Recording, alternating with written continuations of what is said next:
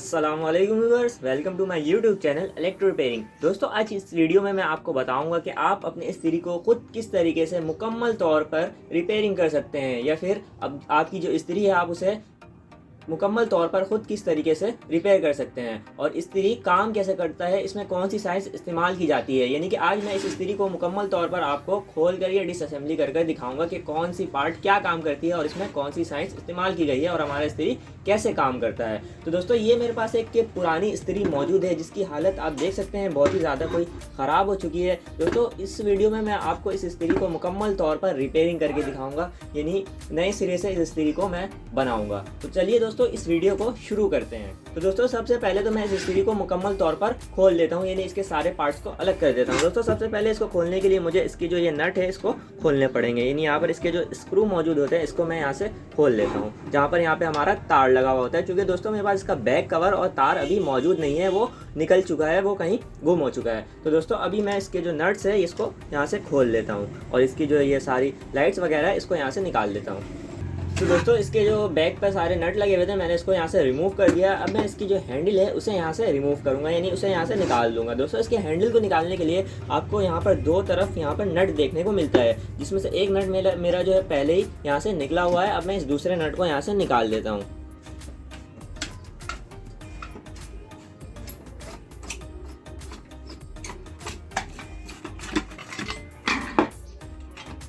तो दोस्तों, इस नट को मैंने यहाँ से निकाल दिया है। अब इसकी हैंडल को जो मैं इस तरीके से यहाँ से रिमूव कर लेता हूँ। दोस्तों, उसके बाद आपको कुछ इस तरीके का देखने को यहाँ पर मिलता है, यानी कि यहाँ पर एक के यहाँ कवर लगा हुआ होता है, इसे भी आप इस तरीके से निकाल लेंगे, ये बिल्कुल आसानी से यहाँ से निकल जाता है। दोस्तों, अब इसकी जो कवर है उसे भी मैंने यहाँ पर रिमूव कर दिया। दोस्तों, उसके बाद आपको इस तरीके की एक यहाँ पर स्टिक देखने को मिलती है। दोस्तों, इसे भी आपने यहाँ पर इस तरीके से संभाल कर रखना है। दोस्तों, उसके बाद अब मैं जो इसकी ये कवर है, यानी कि ये जो भारी वाली पार्ट है जिससे हमारे इस्त्री का जो वेट है वो बढ़ जाता है, इसको वेट बढ़ाने के लिए यहाँ पर हम लगाया जाता है, इसको भी यहाँ से रिमूव कर लेता हूँ।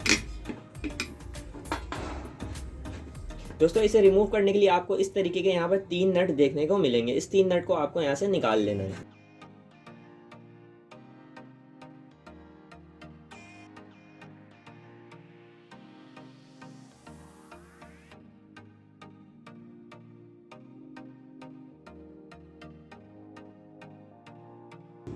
तो दोस्तों, इसके सारे नट्स को मैंने यहाँ पर रिमूव कर दिया है। अब इस कवर को इस तरीके से मैं यहाँ से निकाल लेता हूँ। दोस्तों, ये जो है मेटल का बना हुआ होता है, ये आप इसे कह लें, ये बिड का भी इसे कहते हैं, ये बिड का बना हुआ होता है, ये लोहा नहीं होता है, आयरन नहीं होता है, इसे कास्ट आयरन कहते हैं। दोस्तों, इसे मैं निकाल के यहाँ पर रख देता हूँ।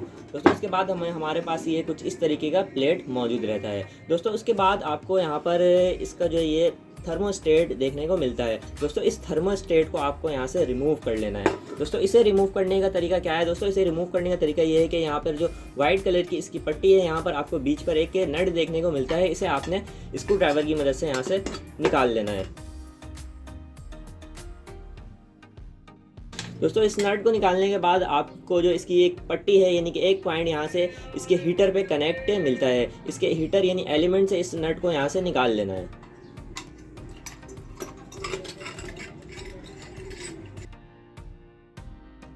तो दोस्तों, इसके जो थर्मोस्टेट है इसको भी मैंने यहाँ से निकाल लिया है। दोस्तों, ये आपको कुछ इस तरीके का देखने को मिलता है, इसे भी आपने निकाल कर रख देना है। दोस्तों, अब मेरे पास ये टोटली इस तरीके का मेरा सिर्फ कवर मौजूद रह गया है। इसमें सिर्फ आपको ये एक बाय मेटेलिक स्ट्रिप नज़र आती है। दोस्तों, इसे आपने नहीं छेड़ना है, इसके नट वगैरह को भी आपने नहीं छेड़ना है। अगर ये डिस्टर्ब हो जाता है तो इसे सेट करने में आपको परेशानी हो सकती है। तो दोस्तों, इसे मैं यहाँ से नहीं निकालूंगा। दोस्तों, इसे यहाँ पर मैं लगे रहने देता हूँ। बाकी जो हमारा सारा चीज़ है वो यहाँ से निकल चुका है, टोटली तौर पर रिमूव हो चुका है। दोस्तों, अब मैं सारे चीज़ को इकट्ठा रखकर आपको बारी बारी बताऊंगा कि हमारी जो इस्त्री है वो काम किस तरीके से करती है।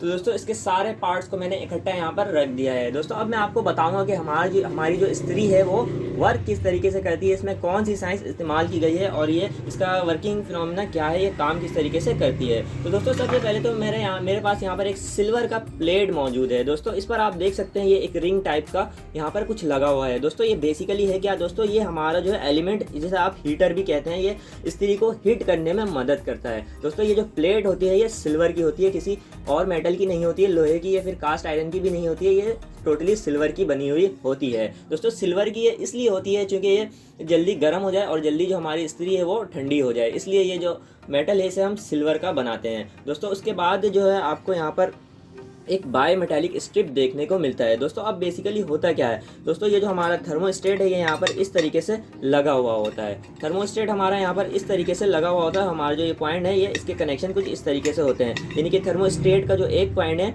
वो जो हमारे हीटर है ये एलिमेंट है उससे डायरेक्ट कनेक्ट होता है, और जो दूसरा वाला पॉइंट है यानी कि दूसरा तार जो हमारा आता है वो इस थर्मोस्टेट के ज़रिए सीरीज से यहाँ पर घूमकर हीटर में जाता है। यानी कि हमारा जो एक मेन वायर है वो यहाँ पर एक हीटर में डायरेक्ट कनेक्ट हो जाएगा और एक वायर हमारा थर्मोस्टेट में कनेक्ट हो जाएगा, जो हमारे जो ये हीटर है इसको कंट्रोल करेगा। दोस्तों अगर इसे आप डायरेक्ट कनेक्ट कर देते तो आपका जो इस्त्री है वो कंटिन्यूअस चलता रहेगा और इतना हीट हो जाएगा कि आपकी जो कपड़ा है वो सब जल जाएगा और आपकी इस्त्री जो है टोटली तौर पर डैमेज हो जाएगी। इसलिए इसे कंट्रोल करने के लिए यहाँ पे आपको ये थर्मोस्टेट देखने को मिलता है। दोस्तों इस थर्मोस्टेट की कनेक्शन कुछ इस तरीके से होती है, यानी कि आपका जो एक मेन वायर है वो यहाँ पर डायरेक्ट कनेक्ट हो जाता है और आपका जो दूसरा वाला वायर है वो थर्मोस्टेट के इस पॉइंट पर कनेक्ट होता है और ये सीरीज बनकर यहाँ से जाता है। तो दोस्तों ये काम कैसे करता है, थर्मोस्टेट का वर्किंग फिनोमिना क्या है। दोस्तों ये स्टिक आप देख सकते हैं, ये स्टिक जो है कुछ इस तरीके से यहाँ पर रखा हुआ होता है। दोस्तों अब बेसिकली होता क्या है दोस्तों, आपने ये हैंडल देखा है, हैंडल में आपको ये कंट्रोलर देखने को मिलता है। ये कंट्रोलर जो है इस स्टिक को पुश करता है, यानी कि जब आप इसको 1 पर लेकर जाते हैं आप देख सकते हैं यहाँ पर एक सुराख मौजूद है। इसे मैं आपको खोल कर यहाँ से दिखाता हूँ।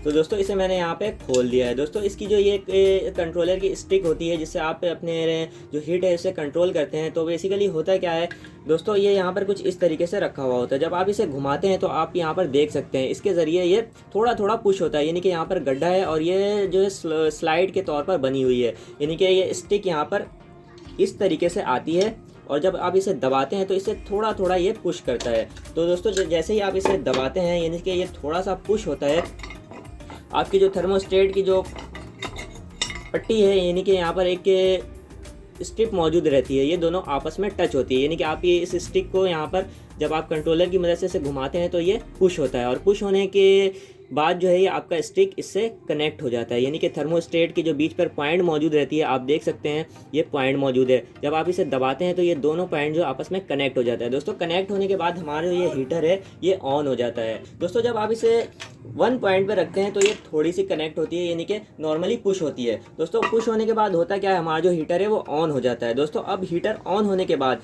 इसकी जो टेम्परेचर जैसे ही बढ़ती है आपको यहाँ पर एक बाय मेटालिक स्ट्रिप देखने को मिलता है। दोस्तों ये बाय मेटालिक स्ट्रिप है, ये 2 मेटल से मिलकर बना हुआ होता है। तो दोस्तों बाय मेटालिक स्ट्रिप का काम क्या होता है दोस्तों, हमारा जब ये हीटर ऑन होता है हमारी इस्त्री गर्म होती है, जैसे ही गर्म होना शुरू होती है तो बाय मेटालिक स्ट्रिप जो है वो मूव करने लगती है, यानी कि हरकत करने लगती है।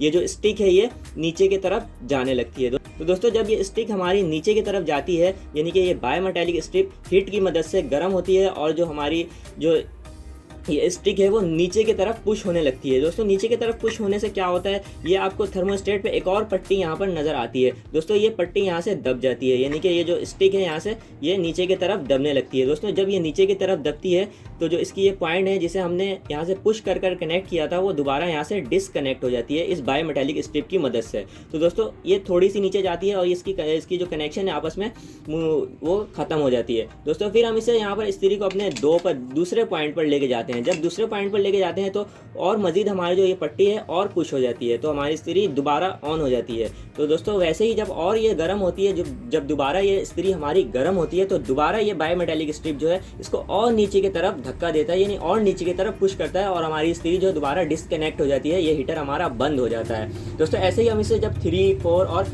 5 हमारा मैक्सिमम होता है। दोस्तों मैक्सिमम इसलिए होता है कि हम इसे ज़्यादा गर्म कर देंगे तो ये बहुत ही हीट हो जाएगा। दोस्तों जब हम इसे मैक्सिमम में लाते हैं तो हमारा बाय मेटालिक स्ट्रिप बिल्कुल टोटली इसे बंद कर देता है और हमारी ये और गुंजाइश नहीं होती कि हम इसे और आगे करें। दोस्तों उसके बाद क्या होता है, उसके बाद हमें इंतज़ार करना पड़ता है कि हमारी जो इस्त्री है वो ठंडी होगी और बाय मेटालिक स्ट्रिप दोबारा अपने जो है नॉर्मल स्टेट में आ जाएगी, यानी दोबारा अपने जो है नॉर्मल हालत में आ जाएगी, स्टेट हो जाएगी, तब वो इस्त्री जो है दोबारा ऑन होगी, वरना उसके अलावा वो इस्त्री ऑन नहीं होगी जब तक ये बाय मेटालिक स्ट्रिप गर्म है और नीचे की तरफ पुश है। तो दोस्तों मैं आपको दोबारा बता दूं कि क्या होता है। दोस्तों ये हमारा थर्मोस्टेट मौजूद है। तो दोस्तों जैसे ही हम अपने इस्त्री को ऑन करते हैं, 1 पर लाते हैं तो हमारा जो थर्मोस्टेट है वो पुश हो जाता है, उसकी जो पट्टी है दोनों आपस में कनेक्ट हो जाती है। दोस्तों उसके बाद जो है यहाँ पर बाय मेटालिक स्ट्रिप मौजूद रहती है। बाय मेटालिक स्ट्रिप का काम क्या है कि इसके जो हीट को है ये सेंस कर लेता है, सेंस करने के बाद ये नीचे की तरफ पुश होने लगता है। दोस्तों ये जो है हीट के हिसाब से नीचे होता है, यानी कि जितना गर्म होगा उतना नीचे होगा। दोस्तों नॉर्मली जब मैं इसे 1 पर रखता हूँ तो ये थोड़ा सा नीचे होता है और हमारी स्त्री डिस्कनेक्ट हो जाती है। जब मैं इसे 2 पर रखता हूँ तो ये और गर्म होता है, फिर डिस्कनेक्ट होती है। फिर जब मैं इसे 3, 4 और ऐसे ही 5, 6 तक करता हूँ तो ये बिल्कुल एंड पर आके गर्म होकर डिस्कनेक्ट कर देता है और हमारा इस्त्री बिल्कुल टोटली बंद हो जाता है। दोस्तों उसके बाद जब हमारा जो इस्त्री दोबारा उस वक्त ऑन होता है जब हमारी इस्त्री जो है वो ठंडी हो जाती है, उसकी हीट कम हो जाती है और बाय मेटेलिक स्ट्रिप अपने जगह पर वापसी आने लगती है। तो दोस्तों ये है इस्त्री का वर्किंग फिनोमिना, यानी कि ये काम किस तरीके से करता है। तो दोस्तों अब इस इस्त्री को मैं दोबारा मुकम्मल तौर पर नए तरीके से बनाऊंगा, यानी इसमें सारी चीज़ें नहीं लगाऊंगा। दोस्तों सारी चीज़ें से मुराद इसकी जो ये मेन पार्ट है वही रहेंगे, मतलब कि ये प्लेट, हीटर, बायोमेटेलिक स्ट्रिप। बाकी इसका मैं थर्मोस्टेट, हैंडल और वायर वगैरह को चेंज कर दूंगा। तो दोस्तों चलिए इस इस्त्री को मैं दोबारा मुकम्मल तौर पर बनाता हूँ। तो दोस्तों ये मेरे पास इस्त्री की एक हैंडल मौजूद है जो आपको मार्केट में आसानी से अवेलेबल होती है, मिल जाती है। तो दोस्तों ये हैंडल वाइट है, मगर मेरे इस्त्री पर ब्लैक लगी हुई थी, इससे कोई इशू नहीं है, मैं इसे वाइट ही यहाँ पर लगाऊंगा। तो दोस्तों इस हैंडल को मैं इस इस्त्री पर यहाँ पर लगाऊंगा। तो चलिए इसे मैं यहाँ पर कनेक्ट करता हूँ। दोस्तों इस हैंडल को लगाने से पहले मुझे इससे थर्मोस्टेट को चेंज करना है, क्योंकि हमारा जो थर्मोस्टेट है वो डैमेज हो चुका है, यानी कि इस पर जंग लग चुका है, इसकी जो पट्टी है वो भी गल चुकी है। अब मैं इसे यहाँ पर दोस्तों यहाँ पर मैं दूसरे थर्मोस्टेट को इस्तेमाल करूँगा। दोस्तों थर्मोस्टेट भी आपको मार्केट से आसानी से मिल जाती है, अवेलेबल होती है मार्केट में, आप इसे आसानी से परचेज़ कर सकते हैं। तो दोस्तों ये मेरे पास एक नई थर्मोस्टेट मौजूद है, इसे मैं यहाँ पर लगा दूँगा, क्योंकि मेरी जो पुरानी थर्मोस्टेट है वो ख़राब हो चुकी है। दोस्तों इस थर्मोस्टेट को मैं यहाँ पर लगा देता हूँ। दोस्तों इसे आपने बिल्कुल वैसे ही लगाना है जैसे आपने यहाँ से इसे निकाला था। दोस्तों यहाँ पर इसकी एक पट्टी पर नट मौजूद है, इसे आपने पहले निकाल लेना है और उसको इस तरीके से यहाँ पर रख लेना है। दोस्तों इसको रखने से पहले आपको इस बात का ध्यान रहे कि इसकी जो ये बैक वाली पट्टी है इसे आपने पहले यहाँ पर पुश कर लेना है, उसके बाद इसकी जो स्क्रू है उसको टाइट करना है।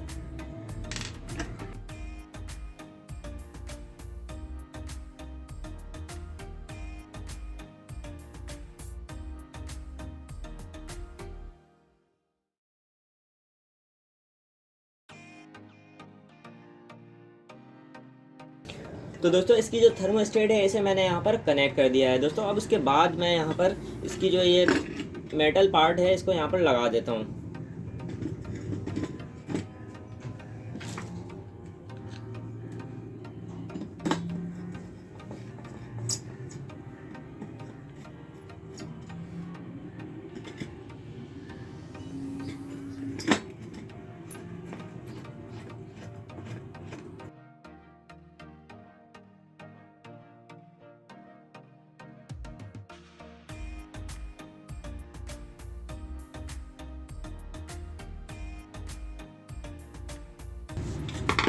तो दोस्तों इसको लगाने के बाद आपने एक बात का ख्याल रखना है, दोस्तों इसके कनेक्शन के बारे में ख्याल रखना है, जहाँ पर हमारा वायर और हमारी जो इस्त्री की इंडिकेटर लाइट है वो कनेक्ट होगी। दोस्तों वैसे तो बहुत सारी इस्त्रियों में सेम कनेक्शन होता है, लेकिन बहुत सारी इस्त्रियों में मुख्तलिफ कनेक्शन भी होते हैं। तो दोस्तों इसका जो कनेक्शन है वो ये है कि हमारी जो मेन वायर है वो यहाँ पर एक कॉर्नर वाली स्टिक में कनेक्ट हो जाएगी, यही कॉर्नर वाले टर्मिनल पर हमारा एक वायर कनेक्ट हो जाएगा और हमारा जो दूसरा वायर है वो इस कॉर्नर यानी कि इस कॉर्नर वाली एक स्टिक में कनेक्ट हो जाएगा। दोस्तों उसके बाद हमारे पास यहाँ पर एक बीच वाली टर्मिनल बचती है। दोस्तों इस पर क्या होगा, दोस्तों इस पर एक हमारा इंडिकेटर लाइट का एक पॉइंट कनेक्ट हो जाएगा और जो हमारे इंडिकेटर का दूसरा पॉइंट है वो इस कॉर्नर वाले पट्टी में कनेक्ट हो जाएगा।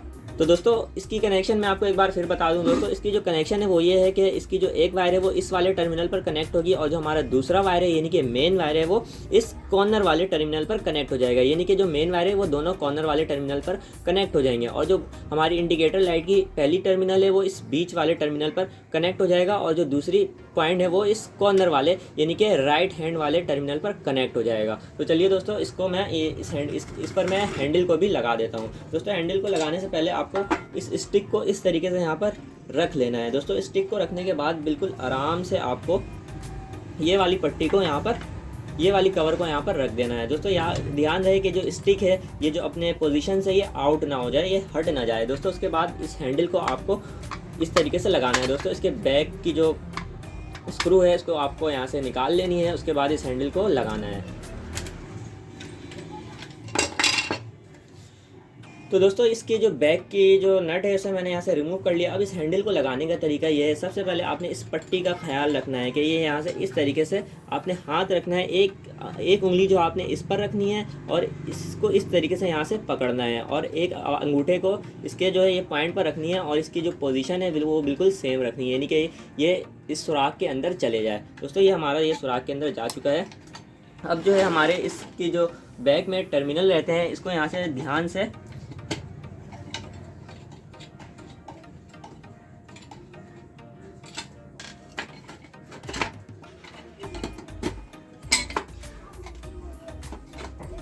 तो दोस्तों आपको इस बात का भी ख्याल रखना है कि जब हैंडल को पुश करें तो इसकी जो ये तीनों टर्मिनल है ये ठीक तरीके से बाहर की तरफ आ जानी चाहिए, यानी कि ऐसा ना हो कि कोई टर्मिनल अंदर ही रह जाए और टेढ़ी हो जाए। दोस्तों उसके बाद आपने यहाँ पर 2 नट लगा देने हैं। जैसे कि मेरे पास एक नट तो यहाँ पर मौजूद है लेकिन मेरे पास दूसरी मौजूद नहीं है, तो मैं पहले इस नट को यहाँ पर लगा देता हूँ।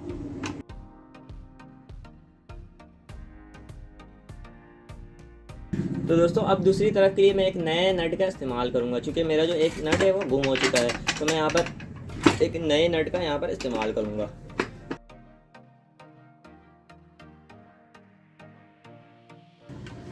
दोस्तों इसे आपने दोनों बारी बारी टाइट करना है ताकि ये डिसबैलेंस ना हो जाए। ऐसा ना हो एक तरफ ज़्यादा टाइट हो जाए और एक तरफ आपका कम टाइट रहे, यानी कि आपने दोनों तरफ बैलेंस करके इसे फिक्स करना है।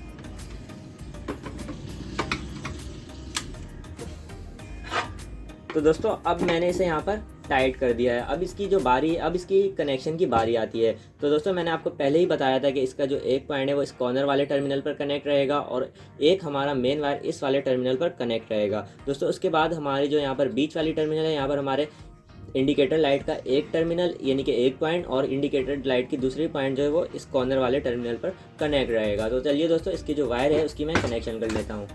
तो दोस्तों यहाँ पर मैं नए वायर का इस्तेमाल करूँगा, क्योंकि जो मेरी वायर है वो ख़राब होकर निकल कर फेंका चुकी है। तो ये मेरे पास वायर मौजूद। तो दोस्तों इस तरीके जो वायर है उसे चेंज करने के तरीके के ऊपर भी मैंने एक डिटेल वीडियो बनाई है। दोस्तों अगर आपको उस तरीके के बारे में नहीं पता तो आप उस वीडियो को जाकर देख सकते हैं कि आपको इस तरीके से तार चेंज करने का तरीका समझ में आ जाएगा। तो दोस्तों चलिए इस तार की जो कनेक्शन है उसे मैं यहाँ पर कर लेता हूँ। दोस्तों यहाँ पर हमारे पास एक इंडिकेटर लाइट भी मौजूद है, इसकी भी यहाँ पर मैं कनेक्शन कर लूँगा। तो चलिए दोस्तों इसकी जो मैं कनेक्शन है वो यहाँ पर कर लेता हूँ। तो दोस्तों सबसे पहले जो हमारा ये वाला पॉइंट है वो यहाँ पर कनेक्ट हो जाएगा। दोस्तों उसके बाद जो हमारा दूसरा पॉइंट है वो यहाँ पर कनेक्ट हो जाएगा, यानी कि 2 कॉर्नर वाले में कनेक्ट हो गए दोनों मेन वायर। अब हमारा जो ये बीच वाला टर्मिनल है वहाँ पर हमारे इंडिकेटर लाइट का एक टर्मिनल और दूसरा टर्मिनल ये कॉर्नर वाले यानी कि इस वाले वायर के साथ कनेक्ट हो जाएगा। तो चलिए दोस्तों इसको मैं कनेक्ट करके आपको दिखाता हूँ। तो दोस्तों इसके कनेक्शन को मैंने यहाँ पर प्रॉपर तरीके से कर दिया है, यानी कि सारे वायर को कनेक्ट कर दिया, जिसमें से ये हमारा एक वायर कॉर्नर वाले टर्मिनल पर और दूसरा वाला वायर इस कॉर्नर वाले टर्मिनल पर, यानी कि लेफ्ट और राइट पर एक एक वायर लग गए हैं मेन। और हमारा जो इस्त्री का जो लाइट है वो एक बीच वाले पर और एक राइट वाले पर लग गया है। दोस्तों इसके कनेक्शन को बार बार बताने का मतलब ये है कि आपने इसके कनेक्शन को ध्यान से करना है, इसके कनेक्शन पर कोई भी गड़बड़ नहीं करनी है। दोस्तों अब इसे हम टेस्ट करेंगे। तो दोस्तों आप देख सकते हैं ये मैंने इसके जो वायर है इसे मेन वायर पर कनेक्ट कर दिया है। दोस्तों इसके वायर को मैंने मेन सॉकेट पर कनेक्ट कर दिया है। दोस्तों अब मैं इसे ऑन करूंगा। दोस्तों हमारा जो इस्त्री है वो बिल्कुल प्रॉपर तरीके से काम कर रहा है। दोस्तों अगर आपकी जो इस्त्री है आपको यहाँ पर एडजस्ट करनी है, यानी कि पहले ऑन हो जा रही है, तो आपको किसी टेस्टर की मदद से यहाँ पर एक बायोमेटालिक के स्ट्रिप के ऊपर एक नट मौजूद रहता है, उसे अगर आपकी इस्त्री पहले ऑन हो जा रही है तो उस नट को आपने टाइट करना है। अगर आपकी इस्त्री जो है बाद पर ऑन हो रही है यानी कि 3-4 पर जाकर ऑन हो रही है तो आपने उस नट को लूज़ कर देना है, यानी कि इस साइड स्क्रू ड्राइवर को घुमाना है। और जब आपकी इस्त्री ज़्यादा गर्म हो रही है यानी कि पहले ही ऑन हो जा रही है तो आप जो उस नट को है वो इस तरीके से टाइट कर दें। तो दोस्तों इसके टाइमिंग को एडजस्ट करने के ऊपर भी मैंने एक वीडियो बनाया, आप अगर उससे डिटेल में जानना चाहते हैं तो आप उस वीडियो को जाकर देख सकते हैं। अगर मैं इस वीडियो में डिटेल में बताऊंगा तो ये वीडियो काफ़ी लंबी हो जाएगी। तो दोस्तों चलिए इसकी जो है मैं वायर को यहाँ पर इस तरीके से लगा देता हूँ और इसको जो है मैं बंद कर दूँगा यहाँ से। दोस्तों आप याद रहे कि आपको जो वायर है पहले इस तरीके से यहाँ पर फोल्ड कर लेना है, यानी कि ये स्क्रू ड्राइवर लगने की जो जगह दी हुई है इसके ऊपर से यहाँ पे आपको इस तरीके से फोल्ड कर इस तरीके से यहाँ पर आपको लगा लेना है।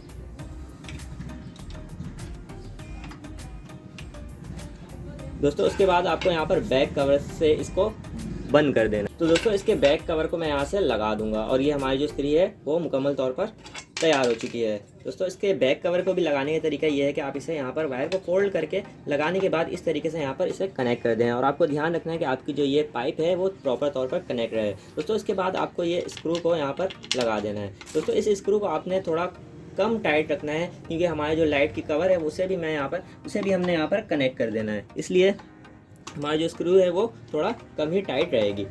दोस्तों इसे मैं थोड़ा कम टाइट रखा हूँ। उसके बाद जो ये हमारी लाइट की कवर है उसे मैं यहाँ पर इस तरीके से रख दूंगा और हमारे जो ये नट है इसे बिल्कुल मुकम्मल तौर पर टाइट कर दूंगा।